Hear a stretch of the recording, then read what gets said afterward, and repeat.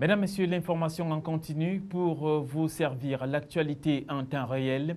Nous commençons ce point par les transports dans la région du Soleil Levant où les usagers de la voiture jaune à Berthois précisément devront désormais se conformer aux nouveaux tarifs de transport interurbain entrés en vigueur tels qu'établis en 1992 par les ministères des Finances et des Transports, lesquels fixent également la grille des prix de course au Cameroun.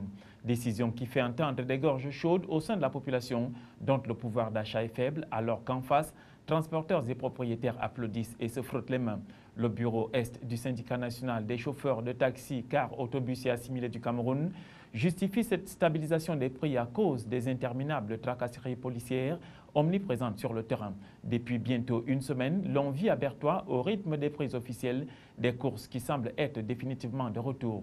Elle est donc terminée, la période de tolérance des transporteurs. Le constat est là, une grille tarifaire pour chaque destination est affichée à bord de chaque voiture jaune afin que nul n'en ignore. En santé cette fois-ci, lutte contre le paludisme à Yaoundé, la capitale, l'on a marché pour aller en guerre contre la malaria. Une des activités du programme de la Semaine nationale de lutte contre ce fléau qui a décidément la peau dure. Ils étaient près d'1 millier à se retrouver au boulevard du 20 mai pour cette marche de sensibilisation contre le paludisme. La marche sera entrecoupée d'exercices d'étirement. Le lundi 22 avril, ce sera la conférence sur la recherche sur la maladie. Le mardi, il est prévu une réunion de plaidoyer pour la campagne de distribution gratuite des Milda, les moustiquaires imprégnés à longue durée d'action en 2014. Le clou, c'est le 25 avril prochain, avec la cérémonie officielle de commémoration de la 6e journée mondiale de lutte contre la malaria.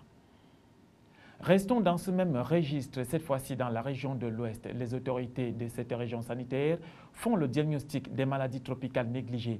Ils viennent de prendre part à un plaidoyer organisé par la délégation régionale de la santé publique dans l'optique d'interpeller le gouvernement et ses différents partenaires ainsi que l'autorité locale sur ces pathologies très peu ou pas du tout connues mais qui font pourtant d'énormes dégâts au sein de la population camerounaise en général et